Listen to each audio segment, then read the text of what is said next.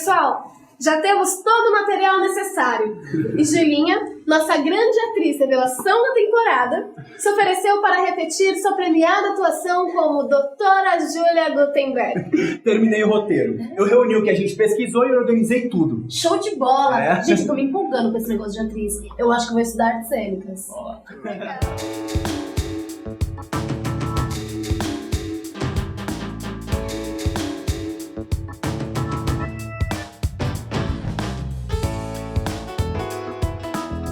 Bom dia, pessoal! No programa de hoje vamos entrevistar a grande Júlia Gutenberg. Temos aqui um trecho do seu novo trabalho, Que trata justamente de eletrodinâmica. Eu começo a explicar ao telespectador um conceito muito básico de corrente elétrica. A física e o cotidiano. Já terminei a edição. Vamos ver como ficou? Vamos sim, que legal!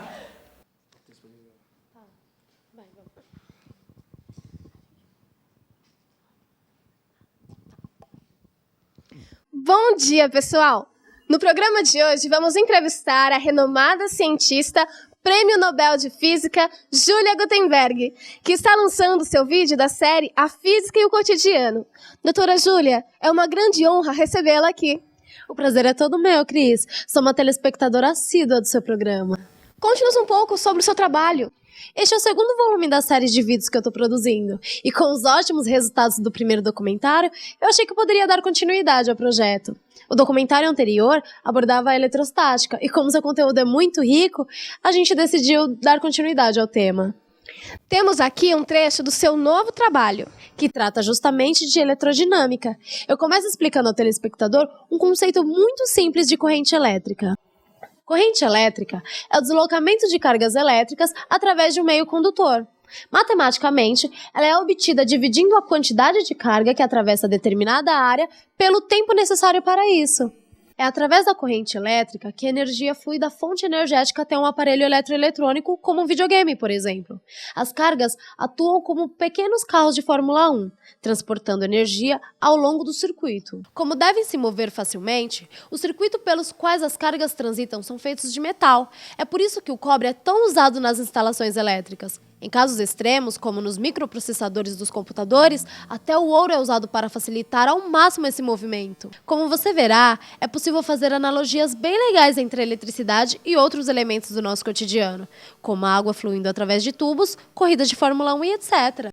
Então, a escolha de uma corrida de carros não foi aleatória? Não, de forma nenhuma. O circuito de uma Fórmula 1 guarda diversas semelhanças de um circuito elétrico.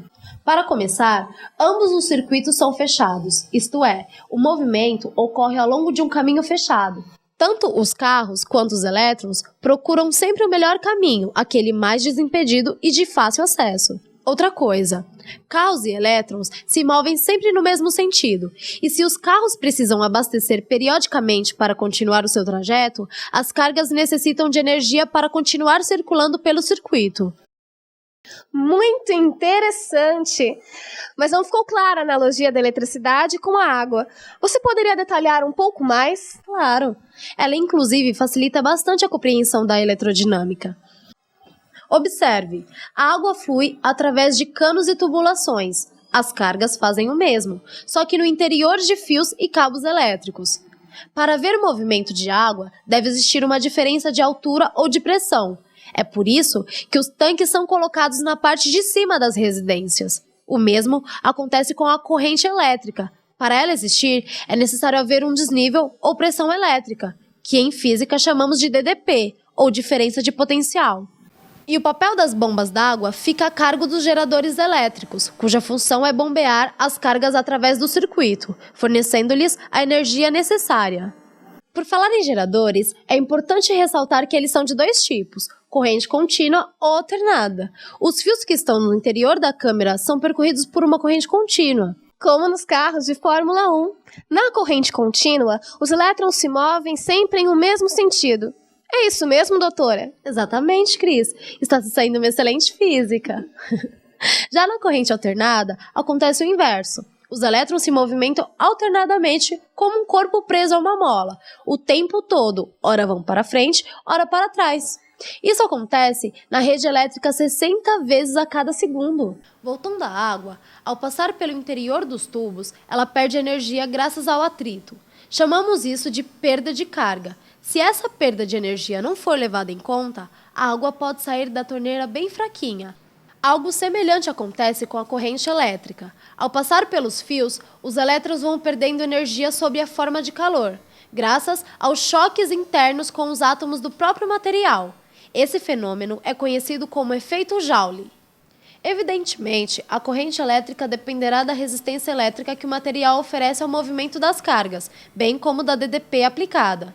A lei de Ohm diz que quanto maior a tensão aplicada, maior será a corrente que vai circular pelo condutor.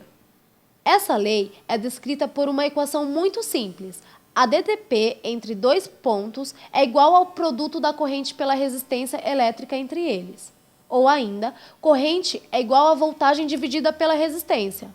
Note que se a DDP não mudar, quanto maior a resistência de um trecho, menor será a corrente que circulará através dele. Doutora Júlia, você poderia falar um pouco mais sobre resistência elétrica? Claro, Cris.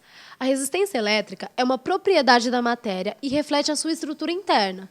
Os condutores oferecem pouquíssima dificuldade à passagem da corrente, isto é, possuem resistência elétrica muito baixa. Seus melhores representantes são os metais. Os isolantes, por sua vez, são materiais que dificultam ao máximo a passagem da corrente, oferecendo uma elevada resistência elétrica. Borracha, plástico e madeira são alguns exemplos. Existem ainda os semicondutores e os supercondutores, mas isso é assunto para outra entrevista, tamanha sua importância. E quanto aos choques elétricos, doutora, que dica você daria para o nosso telespectador evitar choques? Bem lembrado. Devemos ter muito cuidado ao lidar com a eletricidade. Nosso corpo, apesar de uma certa resistência elétrica, fica bastante vulnerável quando estamos molhados ou descalços. Toda corrente elétrica deve retornar à Terra, que funciona como um grande reservatório de cargas. Ela sempre vai de um ponto a outro, procurando o caminho mais fácil, de menor resistência. Durante um choque, esse caminho pode ser inofensivo ou fatal, a depender da intensidade da corrente e do que ela encontra pela frente. Se uma corrente intensa passar pelo coração ou pulmões, paradas cardiorrespiratórias ou até a morte pode ocorrer. Portanto, é preciso ter muito cuidado quando o assunto é eletricidade, principalmente no manuseio de chuveiro elétrico, de instalações elétricas e aparelhos eletroeletrônicos. Somente um técnico profissional está habilitado a fazer manutenção com segurança. Lembre disso. Doutora Júlia Gutenberg, foi um enorme prazer conversar com você. Espero recebê-la em nosso programa outras vezes. E eu espero voltar muitas vezes, Cris, trazendo o olhar da física e o cotidiano.